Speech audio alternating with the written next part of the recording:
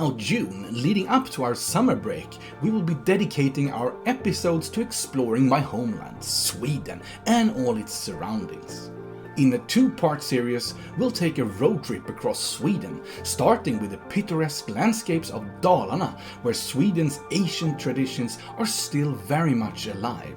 We'll then head to the west coast and its archipelago, eventually winding down in the southern parts of Sweden, home to charming fishing villages facing the continent. Next, we'll discover Stockholm's archipelago, which has been my home for the past 7 years. I'll share insider tips on must-visit spots and how to best experience and explore them. Finally, we'll delve into Viking Line and their warriors' cruises across the Baltic Sea, including the fantastic Åland Islands and the city of Mariehamn. June is all about Sweden here on Ponyo and Poolshark.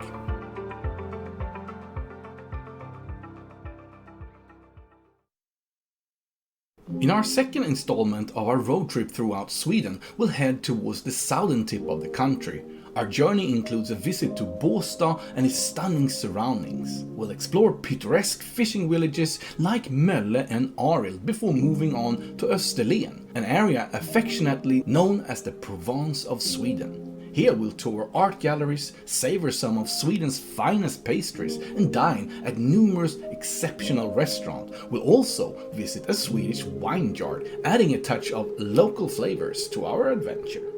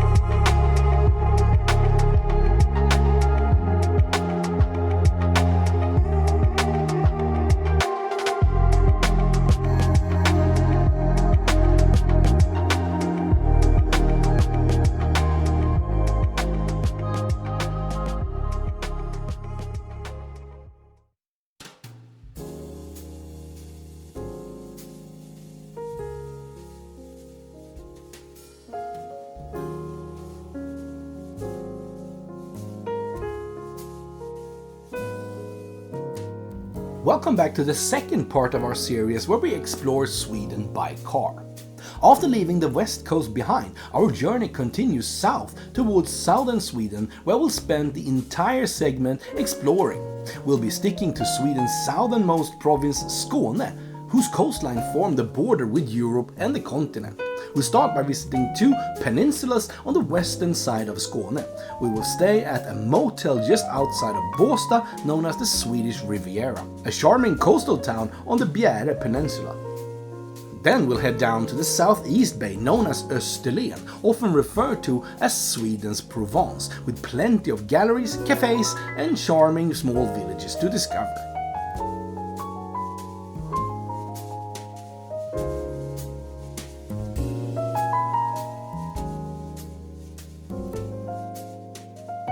We arrived in Båstad from Gothenburg, where we spent a few fantastic nights. The sun is shining over Båstad and we parked the car to take a stroll down by the harbor before lunch.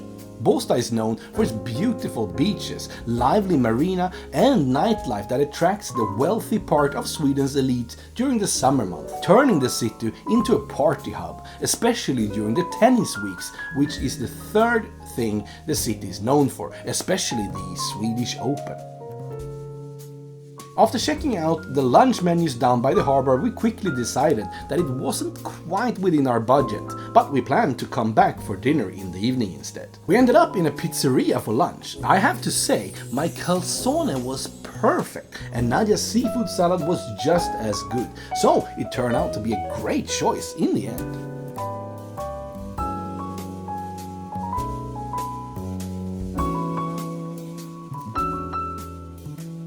After finishing our meal and feeling satisfied, we hopped back into the car and drove a few kilometers for a visit to Norrvikens Gardens. It is a stunning garden complex renowned for its beauty and craftsmanship, created by Rudolf Abelin in the early 20th century. Norrvikens Gardens features a series of meticulously designed gardens, each with its own unique theme and character. Visitors can explore winding pathways, lush greenery, vibrant flower beds, and tranquil water features throughout the expansive grounds.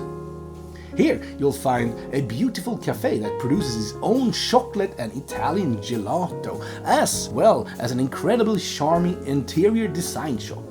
Typically, one might spend a day exploring the park, but we mainly wanted to visit the cafe and shop since we had plenty of plans for the day.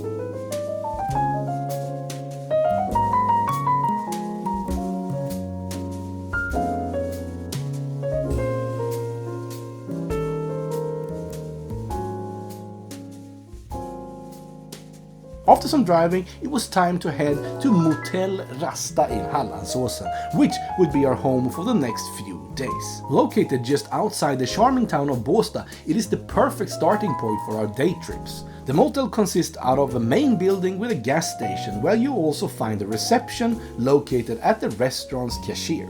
The accommodations are located a short distance away in 2 single-story wings with parking spaces outside.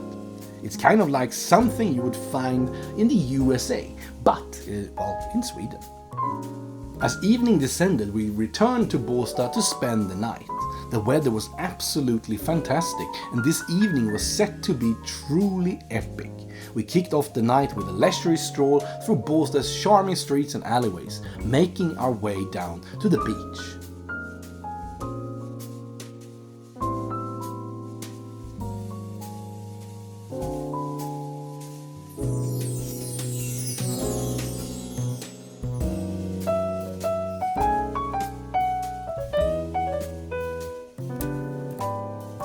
Båstad's beach, known as Skansenbadet, is not only a popular spot for sunbathing and swimming, but also boasts some unique features.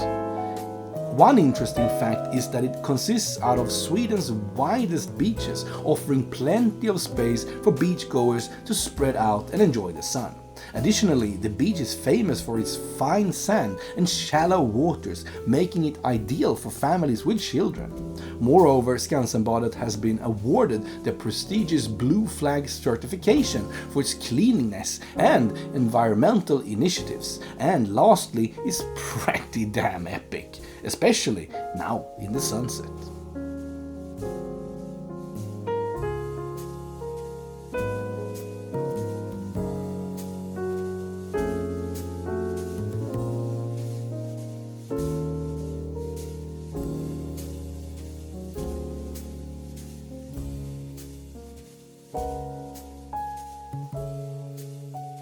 The evening's dinner was enjoyed at Boathouse, a popular restaurant down by the marina where we had scoped out the menu during our earlier visit in the day.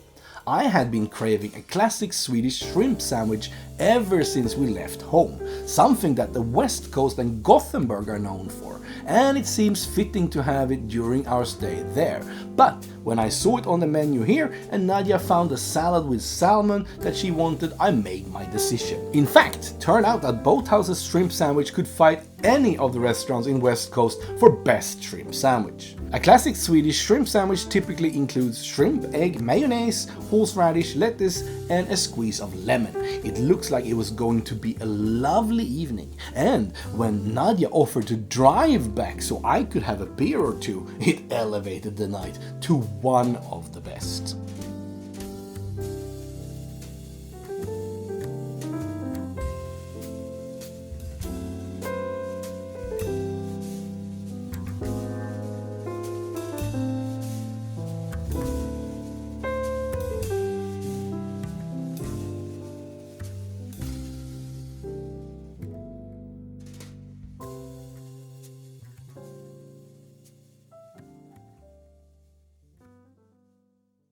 Rasta's breakfast is simple yet quite satisfying, having stayed at another Rasta Motell previously and we were pleasantly surprised. Same thing here. While it's not an extensive selection, it feels like everything you'd want is available, from bread and spreads to juice and yogurts, and even warm options like scrambled eggs and bacon. With our stomachs full, it was time to set off on our exploration.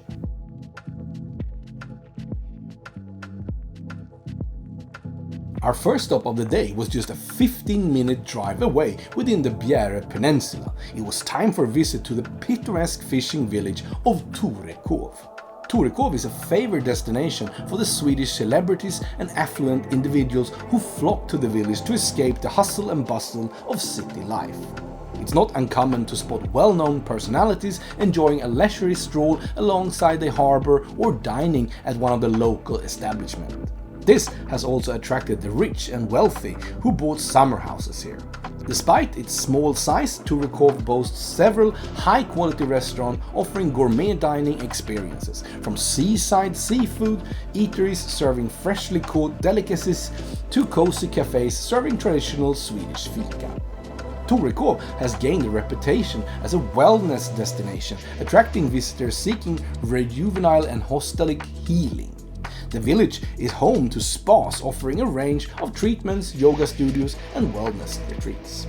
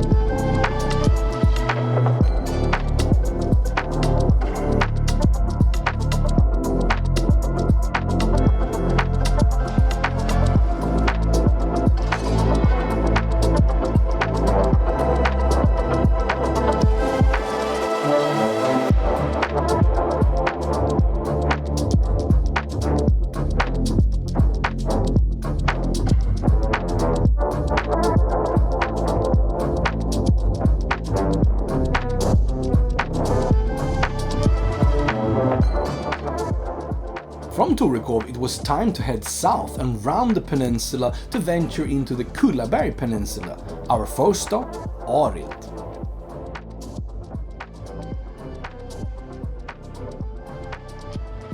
My first visit to Arild was as a teenager one summer when a classmate and his family had a summer house here and invited me along.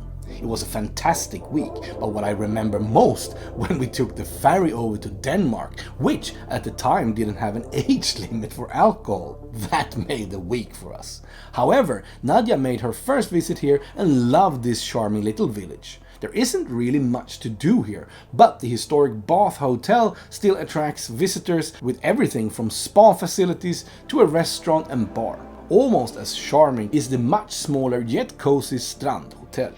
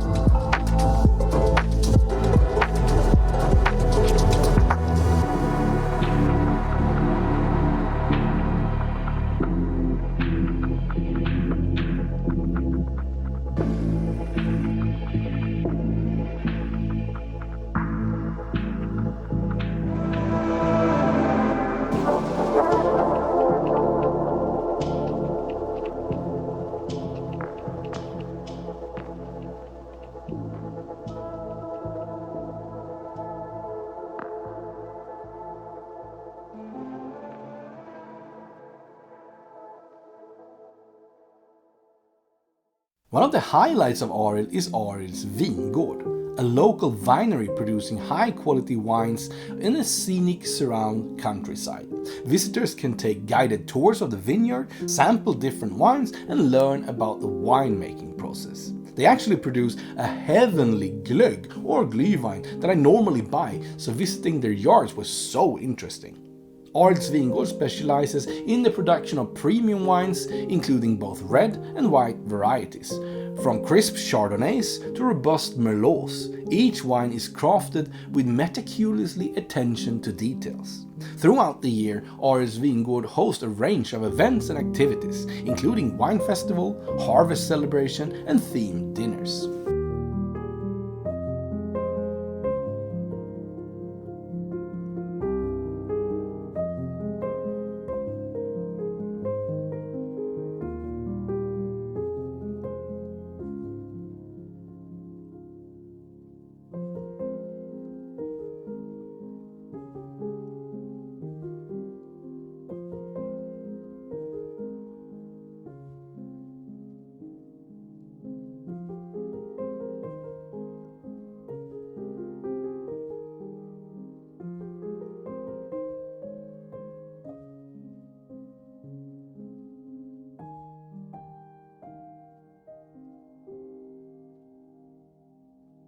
The next stop on our itinerary is Kullens Fyr, or Kullens Lighthouse.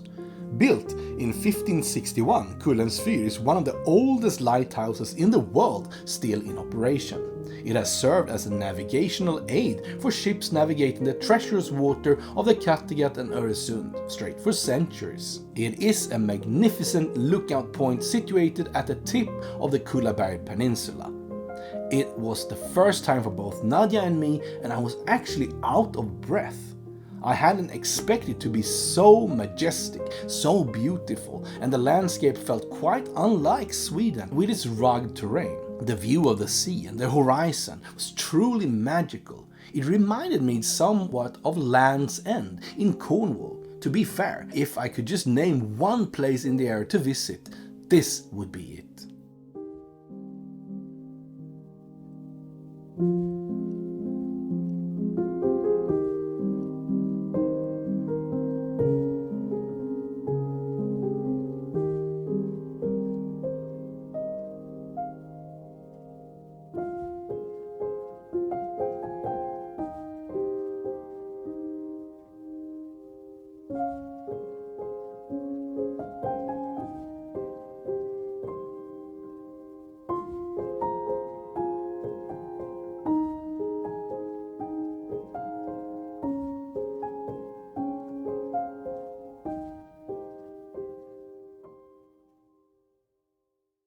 Not even 5 minutes away from Kullens Fyr is Mölle, nested along the rugged coast of the Kullaberg Peninsula. It is not only a haven for nature enthusiasts, but also a charming village steeped in history and culture. Its story dates back to the late 19th centuries when it flourished as a fashionable resort town, attracting affluent visitors seeking the serenity of the seaside. Today, Mölle maintains its allure with a blend of historic architecture, boutique shops, and inviting cafes. Visitors can indulge in culinary delights and quaint seaside restaurants, savoring fresh seafood dishes while soaking in the panoramic views of the Kattegat Sea.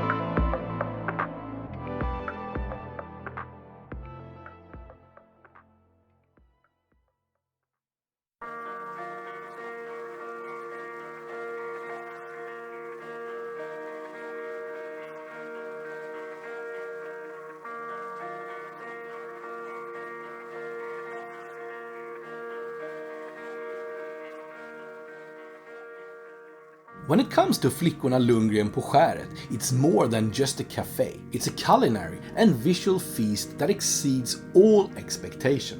From the moment I discovered it online while planning our trip, I knew it had to be our first stop. Translating the Lundgren girls on the Skäret, this charming spot embodies everything you could dream of in a cafe or lunch destination. The food, the coffee, the ambience, the flowers and especially the pastries all surpassed my wildest imagination. As a lover of traditional Swedish desserts, I couldn't resist trying their prinsesstårta. This iconic treat consists of layers of sponge cake, cream, vanilla custard and sometimes jam, topped with a vibrant green layer of marzipan. It's a staple in Swedish cuisine. I've sampled my fair shares of prinsesstårta or princess cakes over the years, but theirs was truly on another level. It's safe to say I'm still dreaming about it. If you take my advice about visiting Kullens Fyr seriously, then Flickorna Lundgren på Skäret is an absolute must-stop along the way. It's conveniently located on the route.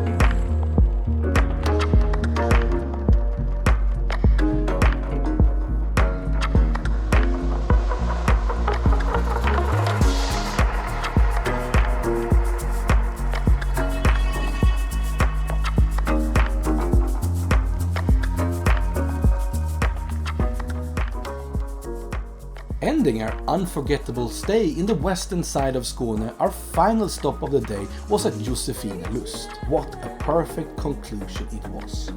What is Josefinelust? Well, it's a beautiful forest walk through a seldom seen fairy tale forest in Sweden, and after a while you come to a stepstone staircase. Difficult and uneven to navigate down, it winds steeply down through the forest toward a small secluded stone beach. And after much effort, when we finally reached it, we were rewarded with complete solitude, total silence. Only the waves against the rocks as the sole existing sound. We sat there for a good while, just taking it all in. I simply can't put it into words. Nature at its finest.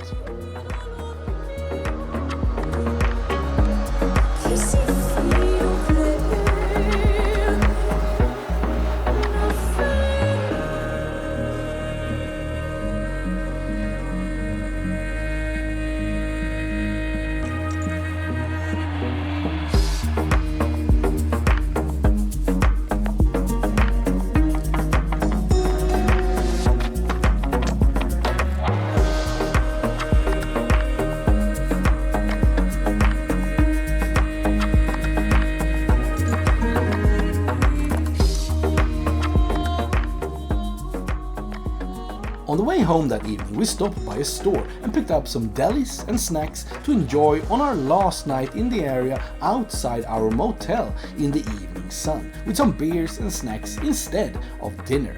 It turned out to be just as fantastic as we had imagined it beforehand. The sunset was epic, the air was warm, and that exact feeling you wish to have on your vacation settled in. The next day we would take to Österlen on the other side of Skåne, but tonight that felt far away. Sometimes it really are the small things in life that ends up as being the best memories. Us outside on a highway motel in the sunset.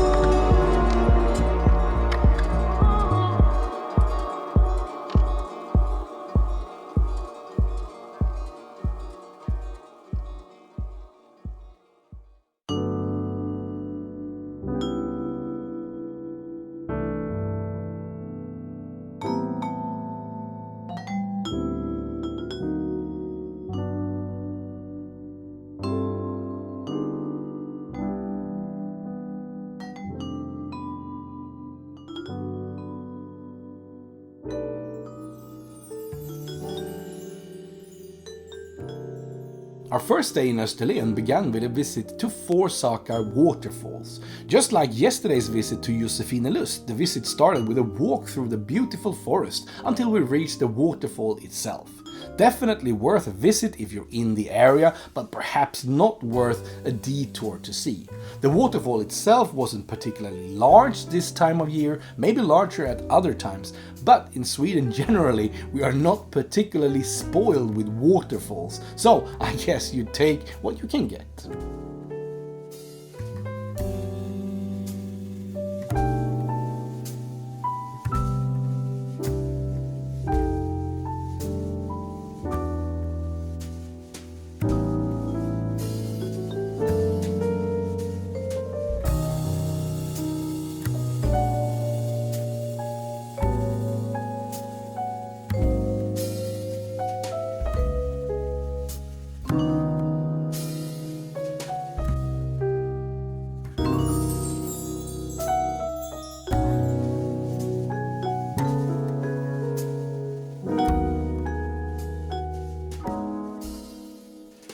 Knäbäckshusen is a picturesque coastal village.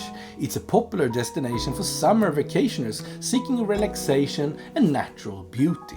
The village boasts sandy beaches, rocky cliffs, and stunning views of the Baltic Sea, making it perfect for swimming, sunbathing, and coastal walks. Here you also find a quaint road lined with a number of old traditional Swedish houses, many of which are available for rent during the summer month. Carl Fredrik Hill, a prominent landscape painter in the late 19th century, spent a considerable amount of time in the village during the summer of 1866 to 1868. Inspired by the scenic beauty of Knäbäckshusen and its surroundings, Hill created several artworks depicting the coastal landscape and village life.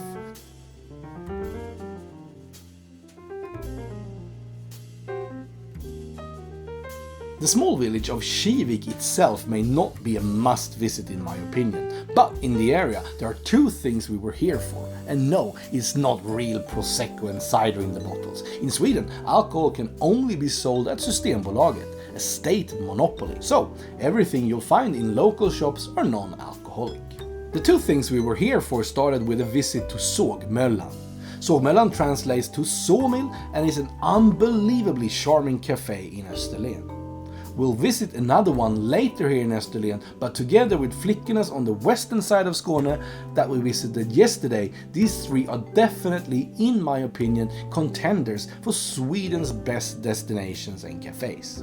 Each has its own unique charm, and as I've mentioned before, the Österlen area is known as Sweden's Provence. And after spending time in Provence, I can definitely say that this cafe gives off those vibes.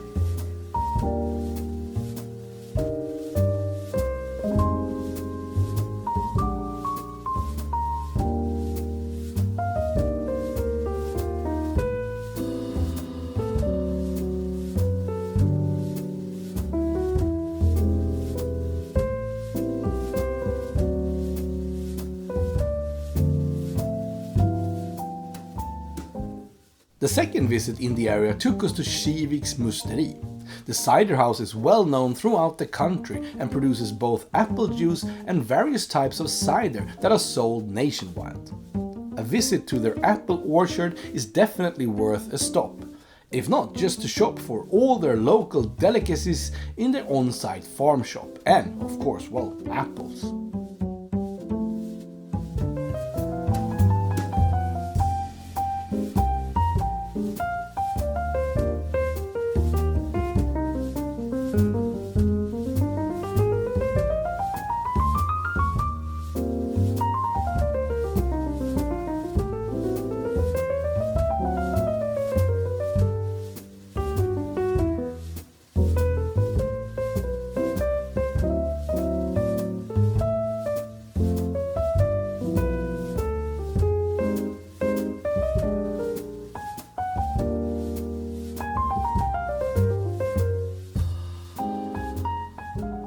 On this side of Skåne, we spent our 2 nights in Åhus at first camp.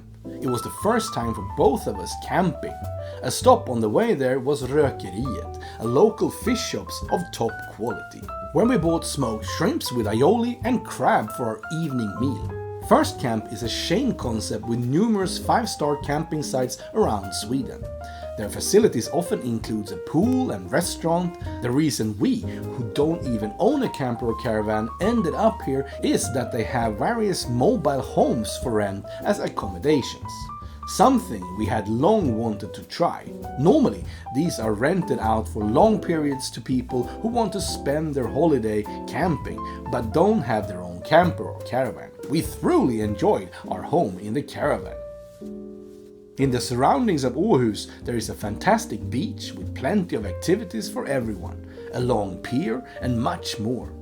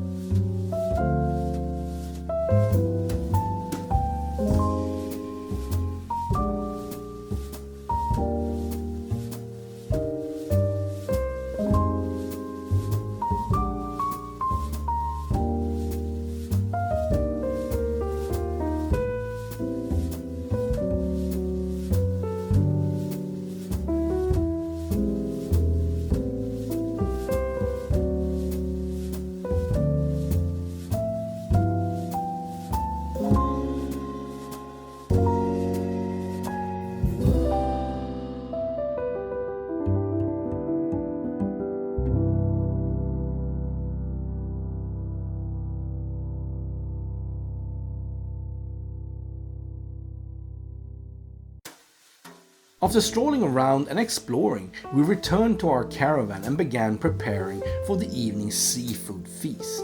Nadia had crab, and since I'm not a big fan, I opted for smoked shrimp with aioli, lemon and fresh bread. We played jazz on the iPad in the background while the music from the live band could be heard in the distance from the campsite's own stage. We talked about repeating this day many times since then. Just a magical night.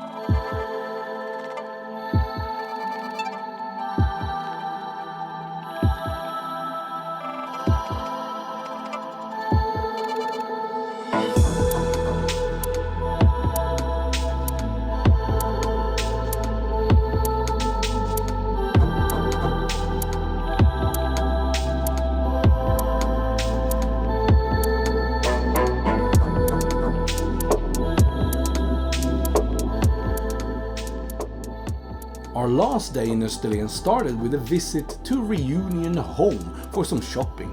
This local store, known for its clothing and home decor, came highly recommended, and Nadja ending up finding a straw hat here. Reunion Home also has a nice cafe, but we had plans to visit a cafe that had won awards for its pastries, so we postponed satisfying our sweet tooth.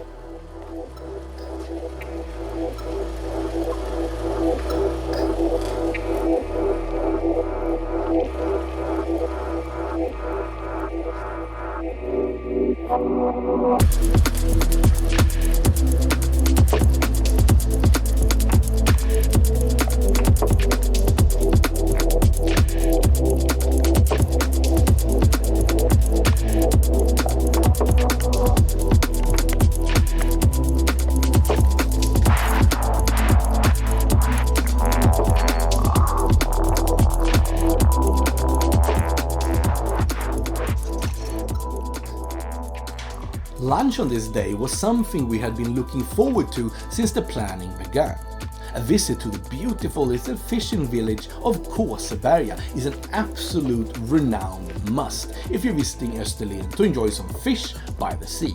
And you can't be disappointed with this visit even if you tried. Despite the thick scent of seaweed in the air from the sea, Kåseberga also boasts one of the best and most well-stocked fish shops I've ever visited. For lunch, I opted for a local IPA, although of the non-alcoholic and driver-friendly variety.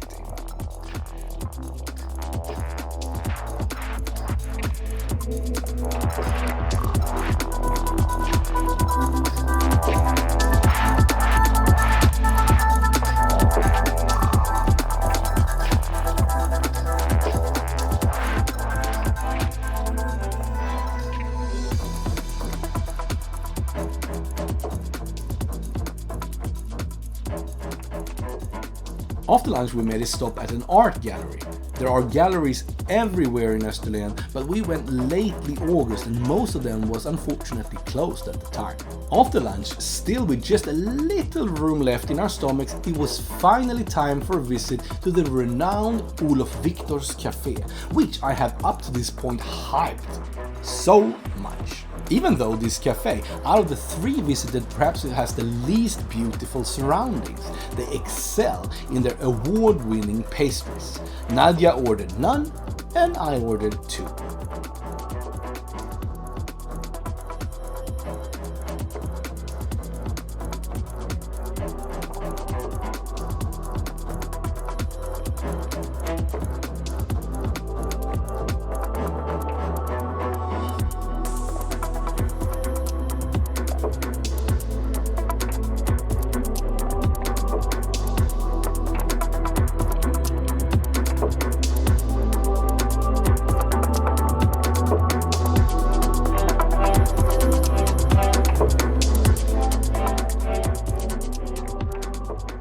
Finally, we visited Ystad, the capital of Österlen, known for its beautiful streets, harbour, ferry traffic and Mankel's books and films about Wallander. The Wallander series has been translated into numerous languages and has been widely successful internationally, with millions of copies sold worldwide. It has also been adapted into various television series and films, further popularizing the character and the town of Ystad. What fascinates me is its well-preserved medieval town center, which features cobblestone streets, half-timbered houses and historic landmarks dating back centuries.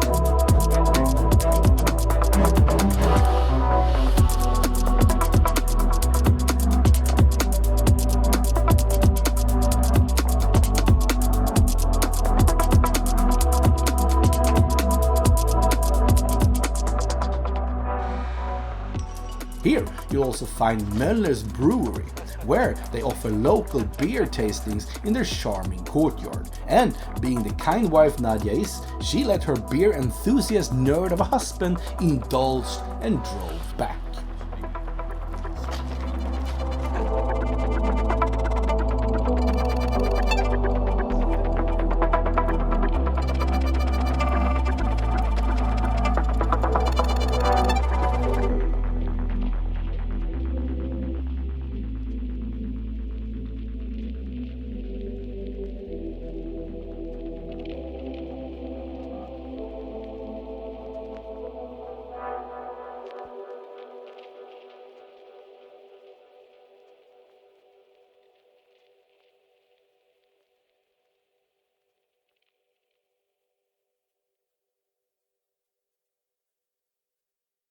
Thank you so much for watching all the way. Next week we'll continue exploring Sweden, this time closer to home than ever. We'll visit our home, the Stockholm archipelago, where I'll share insider tips what the 4.5 million tourists who visit this place annually wish they had.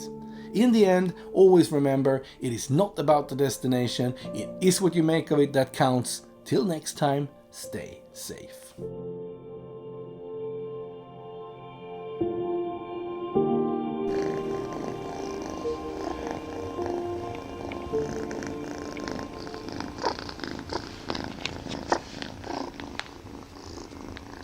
Yeah.